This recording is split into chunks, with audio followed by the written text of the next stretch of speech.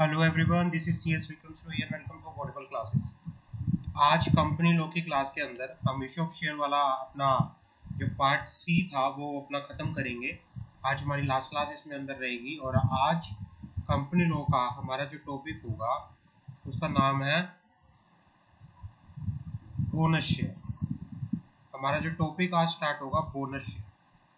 Bonus share क्या होता है? बोनस शेयर का मीनिंग होता है कैपिटलाइजिंग ऑफ प्रॉफिट करना।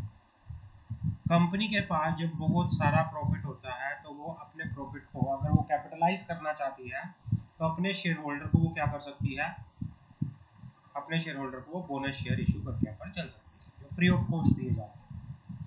कंपनी सबसे पहले बोनस इशू के लिए, कोई भी कंपनी जब बोनस इशू लेकर आ रही है, बोनस इशू लेकर आ रही है तो कंपनी के आर्टिकल ऑफ एसोसिएशन के अंदर आर्टिकल ऑफ एसोसिएशन के अंदर क्या होना चाहिए? ऑथराइजेशन होना चाहिए। आर्टिकल ऑफ एसोसिएशन के अंदर ऑथराइजेशन होना चाहिए। बोनस शेयर का मीनिंग क्या है? इसका मतलब है कैपिटलाइजिंग प्रॉफिट।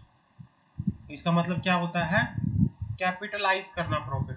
जो कंपनी के पास प्रॉफिट था, कंपनी ने उस प्रॉफिट का बदले में क्या कर दिया? अपने शेयर होल्डर को शेयर इशू कर दिया।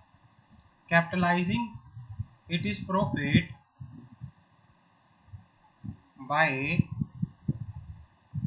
issuing fully paid up share, by issuing fully paid up shares, by issuing fully paid up shares. Clear है? The issue of bonus share by company is a common feature. The vesting of right in bonus share take place when the share are actually allotted. मतलब जो right आते हैं, vesting of right का मतलब क्या होता है? एक बोनस, जब एक बोनस शेयर्स के अंदर right of voting right, right of dividend कब आता है? उसे बोलते हैं vesting of right. Vesting of right का मीनिंग कब है? कि बोनस शेयर्स में वेस्टिंग ऑफ राइट का मीनिंग क्या पे है कि एक शेयर होल्डर को right to vote, right to vote and right to dividend कब मिलेगा? राइट टू डिविडेंड कब मिलेगा एक बोनस शेयर के अंदर? जब बोनस शेयर एक्चुअली अलॉट कर दिए जाएंगे तब ये राइट उसको मिलेंगे। जब बोनस शेयर्स एक्चुअल में अलॉट कर दिए जाएंगे, एक्चुअली अलॉट कर दिए जाएंगे,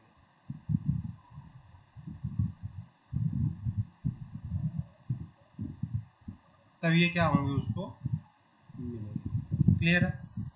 एक्चुअल में जब उसको क्या कर दिए जाएंगे? अलॉट कर दिए जाएंगे। A company may, if the article provide capitalize easy profit by issue fully paid up bonus share. The issue of bonus share by company is a common feature. The vesting of right bonus share take place when share actually allotted and not from the earlier date. इससे पहले उसको कोई इसी तरह का मतलब bonus share अगर किसी को इशू किए गए हैं, जब तक उसको अलॉट नहीं होंगे तब तक उसे किसी प्रकार तक का भी वोटिंग राइट या राइट टू डिविडेंड नहीं मिल के यहाँ पर चलेगा। अगर मैं कंपनीज एक्ट की बात करूं, सेक्शन 63 जो है of the companies act, deal करता है किससे? किससे डील करता है? बोनस से, बोनस इशू से। डील इज बोनस इशू, ठीक है ना? और रूल में अगर मैं बात करूं, rule 14 of the company share capital and debenture rule 2014, ये क्या करता है? बोनस इशू के लेके डील करता है और सेबी रेगुलेशन। तो कंपनीज एक्ट का सेक्शन 63 और साथ में जो रूल 14 है वो बात करता है किसके रिगार्डिंग? बोनस शेयर से रिगार्डिंग। अब बेनिफिट क्या है? क्यों कंपनी बोनस शेयर इशू करती है? बेनिफिट क्या है? Why company issue bonus share, why company issue bonus share. पहला क्या है, इसमें क्या होता है, अनडिस्ट्रीब्यूटेड प्रॉफिट का, कंपनी के पास कोई अगर अनडिस्ट्रीब्यूटेड प्रॉफिट है तो उसका क्या होता है, कैपिटलाइजेशन ऑफ प्रॉफिट होता है। पहला बेनिफिट क्या है, capitalisation, capitalisation of undistributed profit, undistributed profit. दूसरा बेनिफिट क्या है, fund flow not affected adversely, fund flow not affected adversely. तीसरा बेनिफिट क्या है, market value of the company share come down to their nominal value, जो market value होती है shares की वो come down to nominal value by issue of bonus share. जो company के शेयर की मार्केट वैल्यू होती है वो कम आके कहाँ पे आ जाती है, कंपनी की face value nominal value. Market value of member of share holding increase with the increase of number of share in the company, जो मार्केट वैल्यू होती है मेंबर के शेयर की, कंपनी के शेयर की मार्केट वैल्यू डिक्रीज होती है और मेंबर के शेयर की मार्केट वैल्यू क्या होती है, इंक्रीज होती है। Bonus share is not an income and it is not a taxable income, company के शेयर की जो मार्केट वैल्यू है वो क्या होती है, डिक्रीज होती है, और मेंबर के शेयर की जो होल्डिंग होती है वो इंक्रीज होती है। मेंबर शेयर की जो मेंबर के शेयर की होल्डिंग होती है तो क्या होती है, इंक्रीज होती है, इंक्रीज होती है। बोनस शेयर कोई इनकम नहीं है इसलिए ये टैक्सेबल भी नहीं है। Bonus share is not an income, इसलिए क्या है, इट इज नॉट टैक्सेबल, ये क्या है, ये टैक्सेबल भी नहीं है। क्लियर है। अब बात करते हैं एक कंपनी अपना बोनस शेयर कहां कहां से इशू करके यहाँ पर चल सकती है, कंपनी बोनस शेयर कहां कहां से इशू करके चल सकती है उसकी बात करते हैं। कंपनी बोनस शेयर कहां कहां से इशू करके यहाँ पर चल सकती है उसकी बात करते हैं।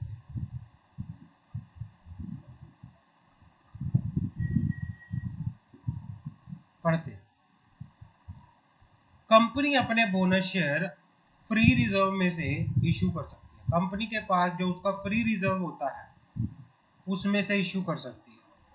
अब सोर्स क्या है बोनस शेयर को इशू करने की, कंपनी अपने बोनस शेयर कहां से इशू कर सकती है, issue of bonus share.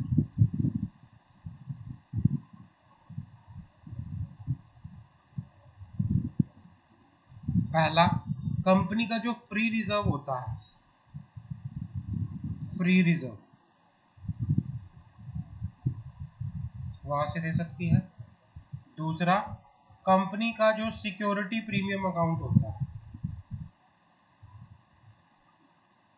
Company का जो सिक्योरिटी प्रीमियम अकाउंट होता है वहां से दे सकती है। तीसरा, कंपनी का जो capital redemption account, capital redemption reserve होता है वहां से दे सकते हैं। तो ये क्या होते हैं, these are the sources for issue of bonus share, bonus share को इशू करने के ये क्या होते हैं, सोर्स होते हैं। These are the sources for issue of bonus share. अब कंडीशन क्या है, आपको क्या क्या कंडीशन फॉलो करनी है जब कंपनी क्या करेगी, कोई भी बोनस शेयर्स इशू करेगी तो उसके लिए कंडीशन क्या क्या होनी चाहिए। कंडीशंस, पहली कंडीशन की बात करते हैं, कंडीशन की बात करते हैं। सबसे पहले तो आपके आर्टिकल ऑफ एसोसिएशन के अंदर आर्टिकल ऑफ एसोसिएशन के अंदर एथोराइजेशन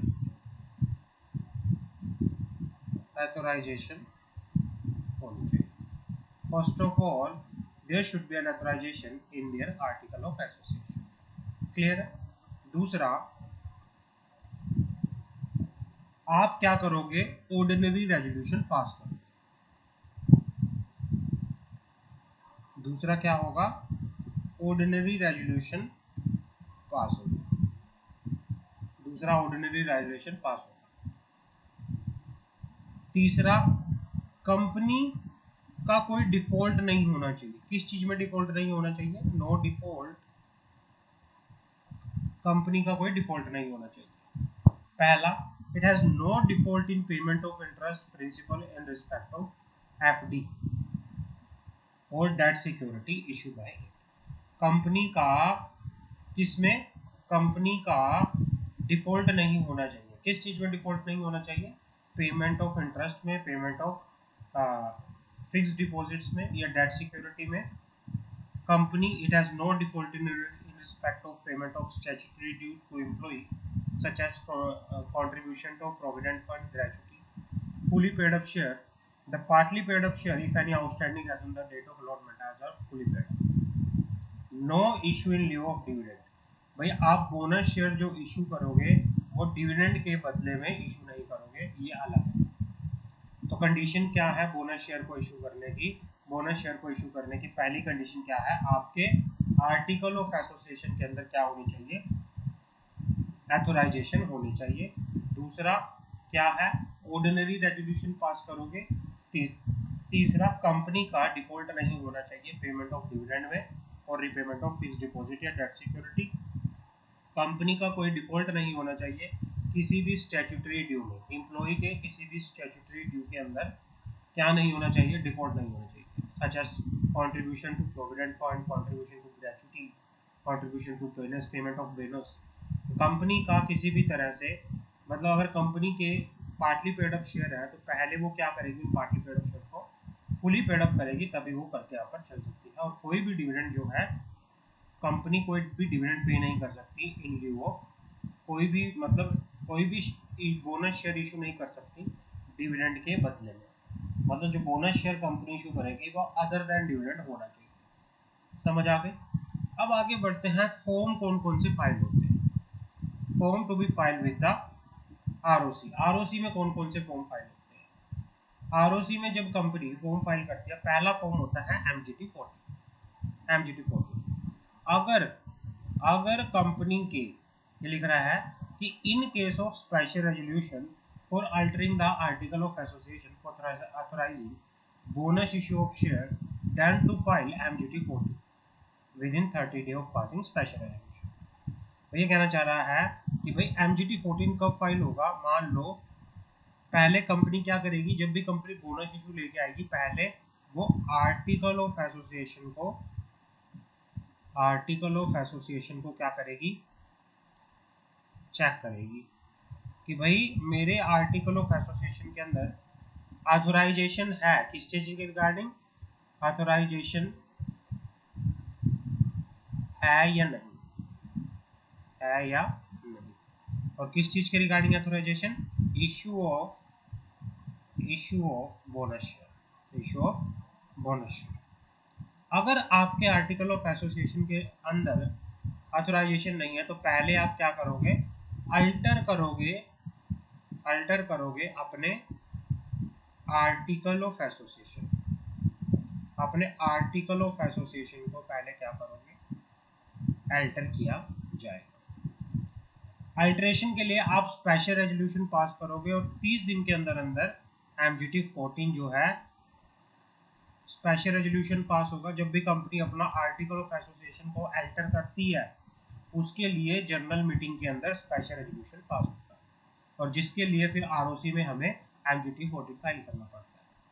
और उसके बाद क्या है, जब एक बार अलॉटमेंट कर दी जाएगी, बोनस शेयर्स की अलॉटमेंट हो जाएगी, तो अलॉटमेंट के 30 दिन के अंदर अंदर company return of allotment file करेगी to the ROC. Filing of form क्या? PAS3 पास 3 फाइल होगा जिसका नाम है रिटर्न ऑफ अलॉटमेंट। कितने दिनों के अंदर फाइल होगा ये फॉर्म? 30 दिनों के अंदर from the date of allotment. जिस दिन आप बोनस शेयर्स की अलॉटमेंट करोगे उसके 30 दिन के अंदर ये PAS3 फॉर्म फाइल होगा। तो ये हमारे पास कंसेप्ट था बोनस शेयर्स का। आगे हमारे पास एक कंसेप्ट और आता है स्वेट इक्विटी शेयर्स। दूसरा कंसेप्ट हमारे पास आता है स्वेट इक्विटी शेयर्स। क्या होते हैं sweat equity shares? Sweat equity shares, sweat का मीनिंग क्या होता है? स्वेट का मीनिंग होता है पसीना। पसीना भाई, जो अपने पसीने से, जो अपनी मेहनत से एक एम्प्लॉय ऑफ द कंपनी क्या करता है, जो उसकी मेहनत के लिए, किसी एम्प्लॉय की मेहनत के बदले में एज अ रिवॉर्ड जो शेयर इशू किए जाते हैं उसको बोला जाता है स्वेट इक्विटी शेयर्स। आप इसको लिखो, किसी एम्प्लॉय ऑफ द कंपनी, किसी एम्प्लॉय ऑफ द कंपनी को उसकी मेहनत के बदले में, उसकी मेहनत के बदले में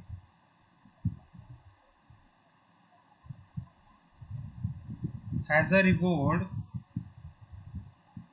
जो शेयर इशू किए जाते हैं उसे बोला जाता है sweat equity shares. Sweat equity shares की जो डेफिनेशन है वो कंपनीज एक्ट के सेक्शन, अगर मैं बात करूं कंपनीज एक्ट का सेक्शन 2 क्लोज 88, जो स्वेट इक्विटी शेयर्स की जो डेफिनेशन है वो कहाँ दे रखी है? वो कंपनीज एक्ट के सेक्शन 2 क्लोज 88 के अंदर दे रखी है। अब सेक्शन 2 क्लोज 88 क्या कहता है? Sweat equity share means such equity share issue by company to director और एम्प्लॉय एट अ डिस्काउंट और for consideration other than cash. कि मतलब ये क्या क्या कहता है कि जो स्वेट इक्विटी शेयर है वो किसको इशू किए जाते हैं? जो स्वेट इक्विटी शेयर्स हैं, स्वेट इक्विटी शेयर, इसकी जो डेफिनेशन है वो कौन से सेक्शन में दे रखी है? सेक्शन 2 क्लोज 88 के अंदर। सेक्शन 2 क्लोज 88 के अंदर इसकी डेफिनेशन दे रखी है। अब क्या होता है sweat equity share? Sweat equity share, sweat equity share जो है इशू किए जाते हैं कंपनी के द्वारा। किसको इशू किए जाते हैं? कंपनी के द्वारा ये इशू किए जाते हैं। किसको इशू किए जाते हैं? डायरेक्टर को, कंपनी के डायरेक्टर को, या फिर किसको दिए जाते हैं? उसके employ at discount price, discount price पे दिए जाते हैं, और कंसिडरेशन अदर देन कैश, या फिर किसी दूसरी चीज के बदले में, as a consideration other than cash. ये कहना चाह रहा है कि भाई जो स्वेट इक्विटी शेयर्स होते हैं वो कंपनी अपने एम्प्लॉय को या कंपनी अपने डायरेक्टर को इशू करती है, डायरेक्टर को इशू करती है डिस्काउंट प्राइस पे या फिर कंसिडरेशन अदर देन कैश पे, ठीक है ना, अदर देन कैश पे। और किस चीज के बदले में? For providing their know how making available right in the nature of intellectual property right और वैल्यू एडिशन बाय व्हाटएवर भाई जो एम्प्लॉय है, वो डायरेक्टर है, वो क्या करता है? कंपनी के लिए कुछ अच्छा करता है, कंपनी को वैल्यू एडिशन देता है। कंपनी को क्या प्रोवाइड करता है? वैल्यू एडिशन प्रोवाइड करता है। ये इशू किए जाते हैं एट अ डिस्काउंटेड प्राइस, है ना, at a discounted price other than cash for providing. अब किसके बदले में इशू किए जाते हैं? अगर एम्प्लॉय ने कंपनी को अपनी परफॉर्मेंस से अगर कोई वैल्यू एडिशन की है तो, कंपनी की वैल्यू में कोई एडिशन किया है तो उसके बदले में एज अ रिवॉर्ड कंपनी उसको क्या कर सकती है, स्वेट इक्विटी शेयर इशू करके यहाँ पर चल सकती है। क्लियर है। अब यहाँ पे बात आती है वैल्यू एडिशन क्या होता है। Value addition it means actual और anticipated economic benefit derived or to be derived by company from an expert or professional providing know-how, making available right in the nature of intellectual property। ये कहना चाहता है कि भाई value addition का meaning होता है कोई भी एक्चुअल में या एंटिसिपेटेड, जो कंपनी को कोई इकोनॉमिक बेनिफिट हुआ है या होने वाला है, किसकी वजह से, उसके किसी एक्सपर्ट और प्रोफेशनल एम्प्लॉय की वजह से, जिसने क्या किया है, अपनी प्रोवाइड की है नाउ हाउ, या फिर उसने क्या किया है, कोई इंटेलेक्चुअल प्रॉपर्टी राइट के अंदर क्या अवेलेबल करवाया है, कोई राइट अवेलेबल करवाया है उसके बदले में, जिसकी वजह से कंपनी को क्या होगी, वैल्यू एडिशन होगी। कंपनी को क्या होगी, वैल्यू एडिशन होगी। तो सच उस पर्सन को जिसने कंपनी के, जिस एम्प्लॉय ने, कंपनी के जिस डायरेक्टर ने वो नाउ हाउ प्रोवाइड करवाई है, या जिसकी वजह से कंपनी की वैल्यू में एडिशन आया है, ठीक है ना, तो उसको क्या किया जा सकता है, कंपनी उसको क्या इशू करेगी, उसको स्वेट इक्विटी शेयर्स, उसको स्वेट इक्विटी शेयर इशू किया जाएगा। समझ आ गए। उसको क्या किए जाएंगे, स्वेट इक्विटी शेयर इशू किया जाएगा। अब कंडीशन क्या होती है issue of sweat equity share. Sweat equity shares को इशू करने की क्या कंडीशन है। सबसे पहले क्या है, authorisation by the special resolution. Company जब स्वेट इक्विटी शेयर्स इशू करेगी तो पहले आपका क्या होना चाहिए, आपका जो इशू है, जो sweat equity issue of share जो है वो ऑथोराइज होना चाहिए बाय द स्पेशल रेजोल्यूशन। आप पहले जनरल मीटिंग के अंदर स्पेशल रेजोल्यूशन पास करोगे। अब स्पेशल रेजोल्यूशन के अंदर क्या क्या मैटर होने चाहिए, किन किन मैटर से रिलेटेड स्पेशल रेजोल्यूशन पास होगा। नंबर 1, कितने number of share under sweat equity issue of sweat equity share के अंदर इशू हो रहे हैं। Current market price of share. Consideration क्या है, class of director employ to whom equity share to be issue. Compliance with the SEBI regulation, जहां पर अगर कंपनी लिस्टेड है तो वो सेबी के रेगुलेशन को भी क्या करेगी, कंप्लाई करेगी। वो सेबी के रेगुलेशन को भी क्या करेगी, कंप्लाई करेगी। Compliance with SEBI regulation. Sweat equity share have the same right and limitation as that of equity shares. ये कहना चाह रहा है sweat equity shares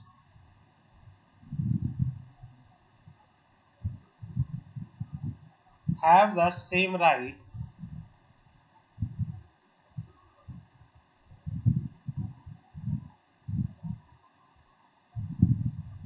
and limitation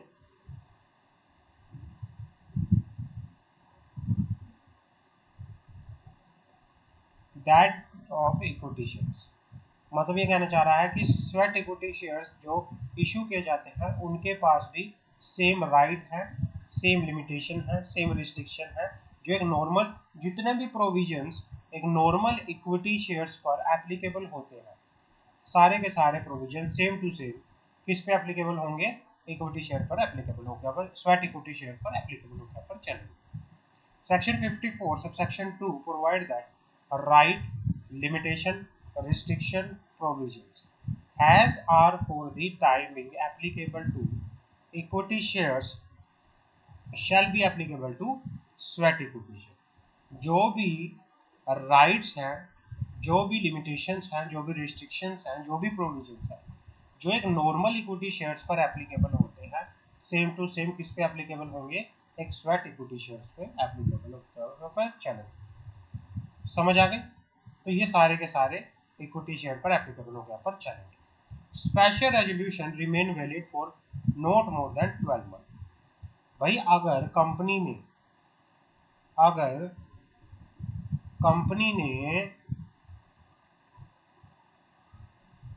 कोई रिजोल्यूशन पास किया है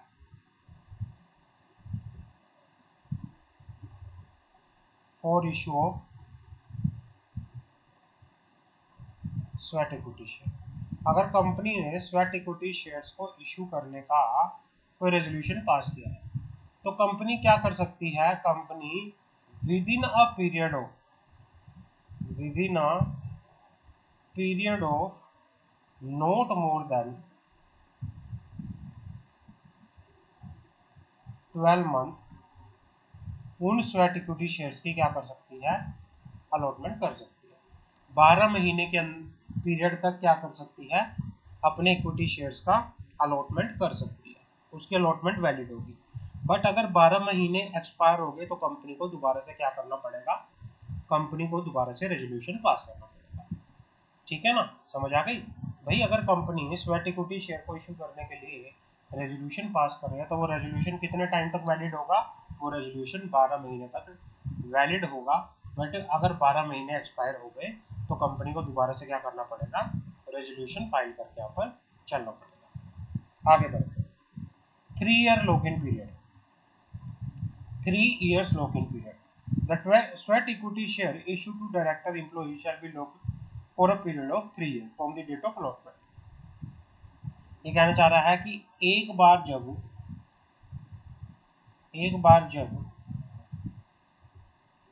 स्वेट इक्विटी शेयर्स अलॉट हो जाते हैं,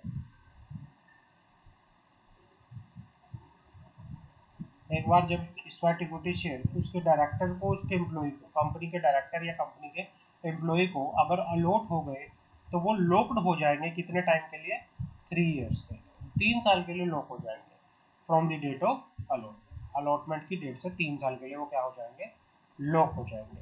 and the fact that the share certificate are under lock in and period of expire lock in shall be stamped in bold and mention in any prominent manner on the share certificate। और share certificate के ऊपर time period properly बताया जाएगा कि भाई कितने time के लिए क्या है, शेयर्स जो हैं लॉक हो चुके हैं। कि भाई लॉक का मतलब क्या है कि जिस भी एम्प्लॉय को, जिस भी डायरेक्टर को ये शेयर इशू किए गए हैं वो 3 साल तक इन शेयर्स को आगे बेच नहीं सकता।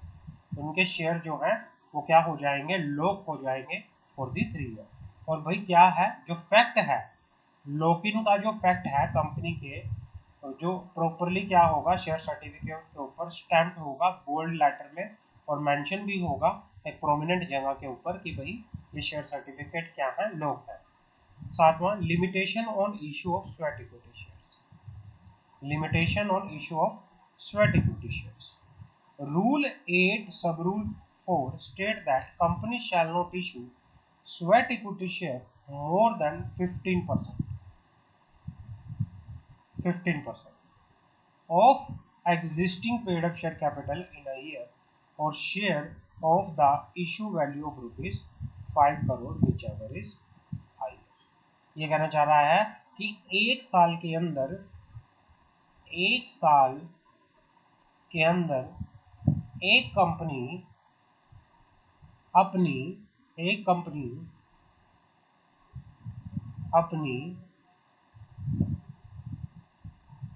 पेड अप शेयर कैपिटल का 15% से ज्यादा या फिर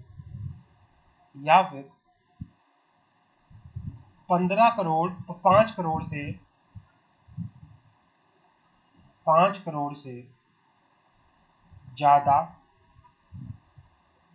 के स्वेट इक्विटी शेयर, इनमें से जो हाइयर होगा, विचएवर इज हाइयर,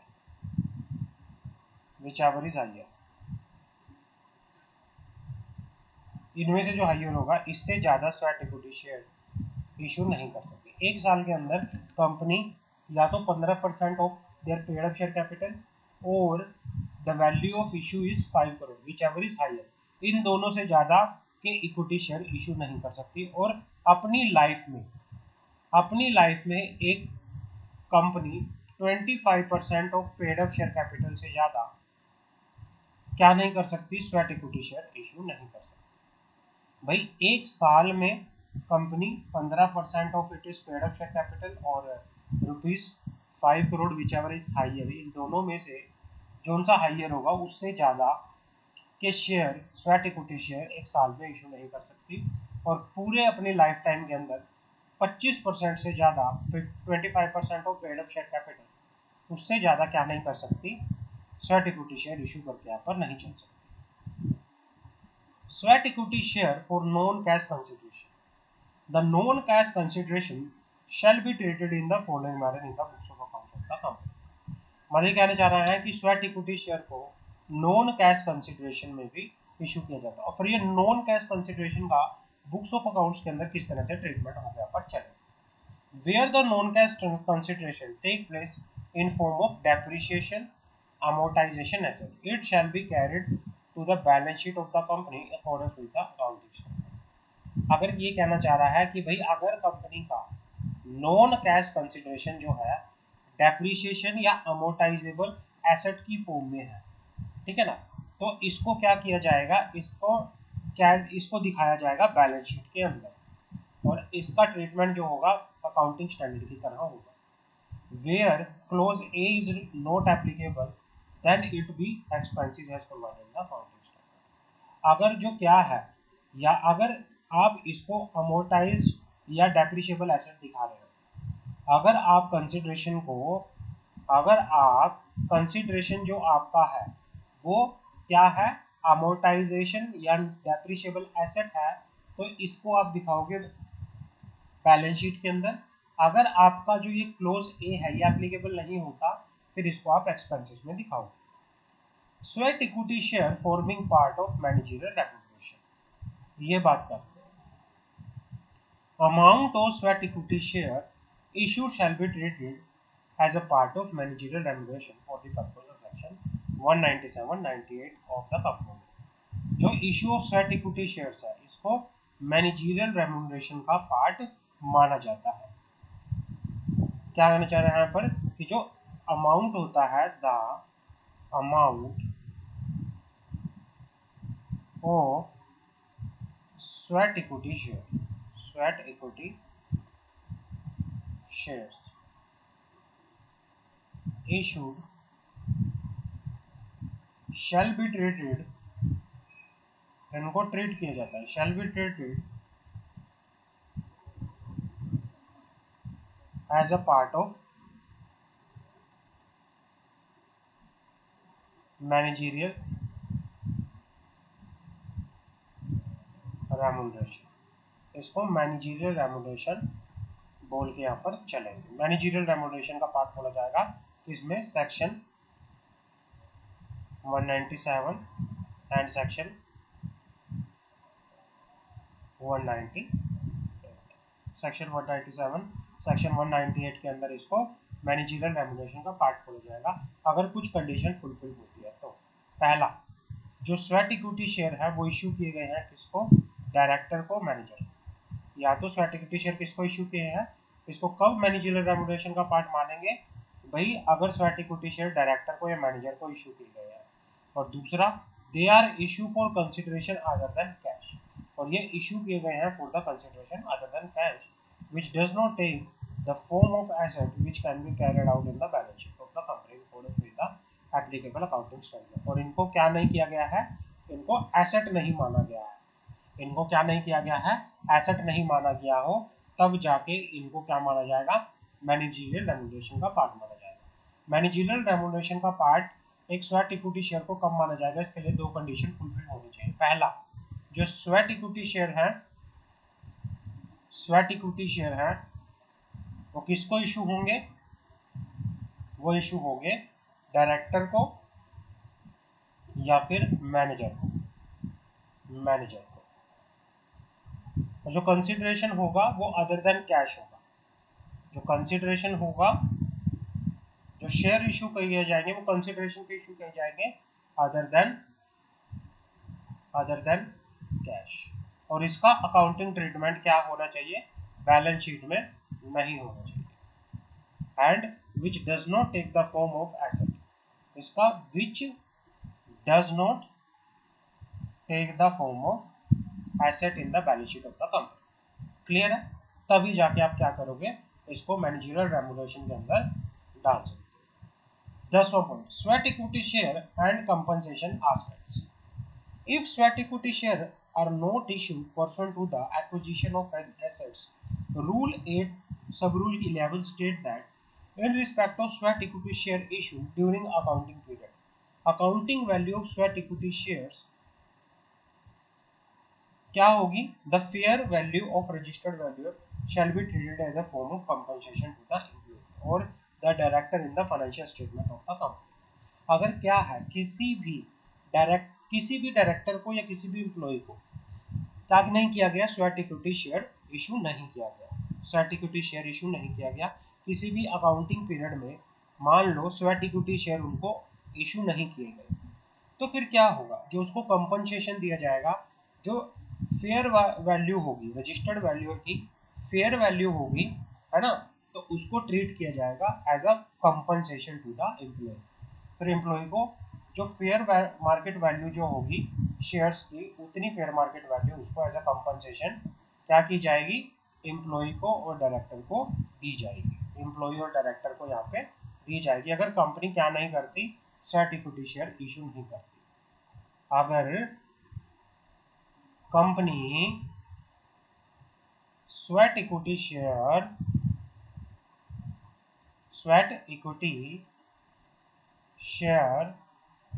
इशू नहीं करती,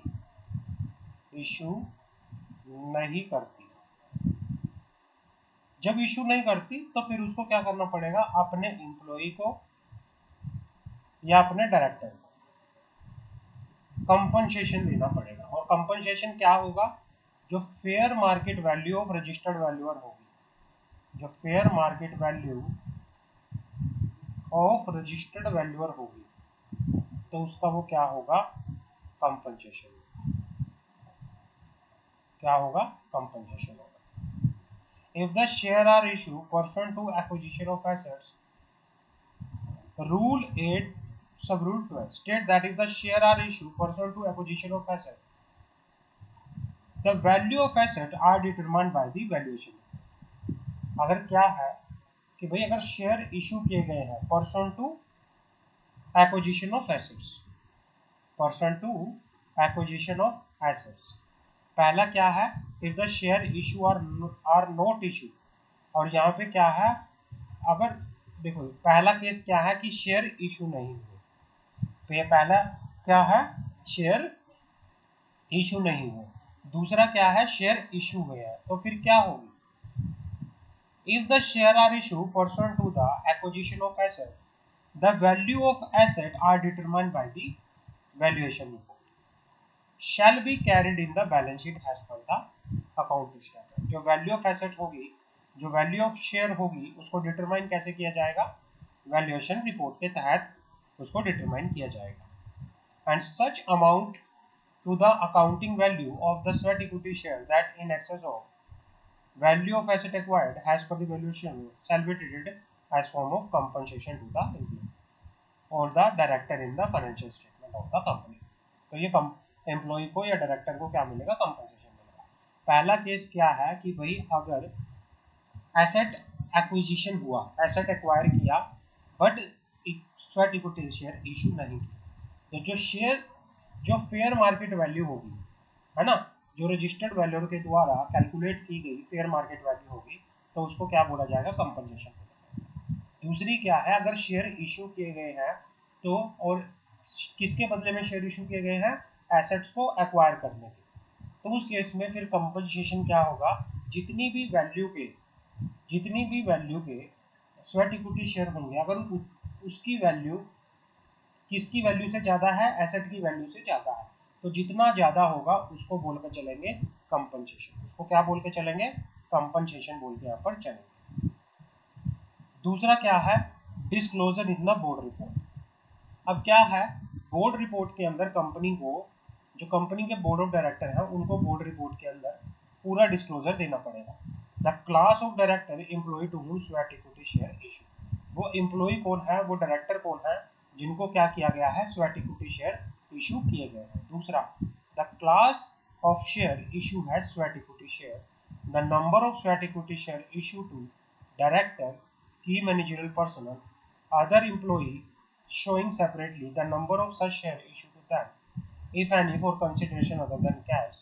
The individual name of allotee holding 1% of the issued share capital. Reason for issue of share. Principal terms condition for issue of sweat equity shares. Total number of shares arising as a result of sweat equity shares. Percentage of sweat equity shares of the total post issue and paid up share capital.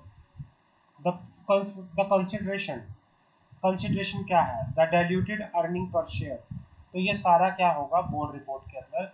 आप इसको अच्छे से learn करना. Board report के अंदर इसको properly अच्छे से बताया जाएगा. इसको बोर्ड रिपोर्ट के अंदर प्रॉपरली अच्छे से बताया जाएगा. आगे बात करते हैं मेंटेनेंस ऑफ रजिस्टर.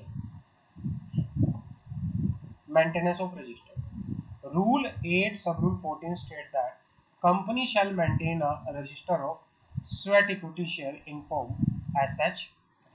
जो रजिस्टर ऑफ होगा, register of sweat equity share किस फॉर्म में होगा?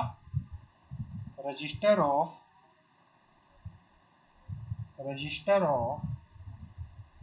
Sweat equity shares shall be in form of SH. वो क्या होगा? SH3 की फॉर्म में हो गया पर चलेगा. कंपनी जो भी इशू करेगी उसकी एंट्री कहाँ पे होगी? जो भी शेयर इशू करेगी उसके साथ के साथ एंट्री स्वेट इक्विटी शेयर्स के रजिस्टर में हो गया पर चलेगा. The register of sweat equity share shall be maintain at the registered office of the company. जो रजिस्टर होगा उसको कहाँ मेंटेन किया जाएगा? कंपनी के रजिस्टर ऑफिस में करके यहाँ पर किया जाएगा.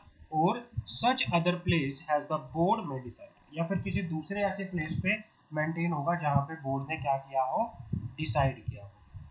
The entry in the register shall be authenticated by the company secretary. जो एंट्री होंगी रजिस्टर के अंदर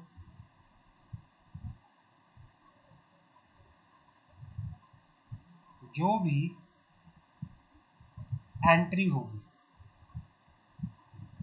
उस एंट्री को कहाँ नोट किया जाएगा? कौन एंट्री करेगा उसको ऑथेंटिकेट कौन करेगा? उस एंट्री को ऑथेंटिकेट करेगा company secretary of the company और बाय एनी अदर पर्सन. किसी दूसरे पर्सन के द्वारा उनको क्या किया जाएगा? ऑथेंटिकेट किया जाएगा.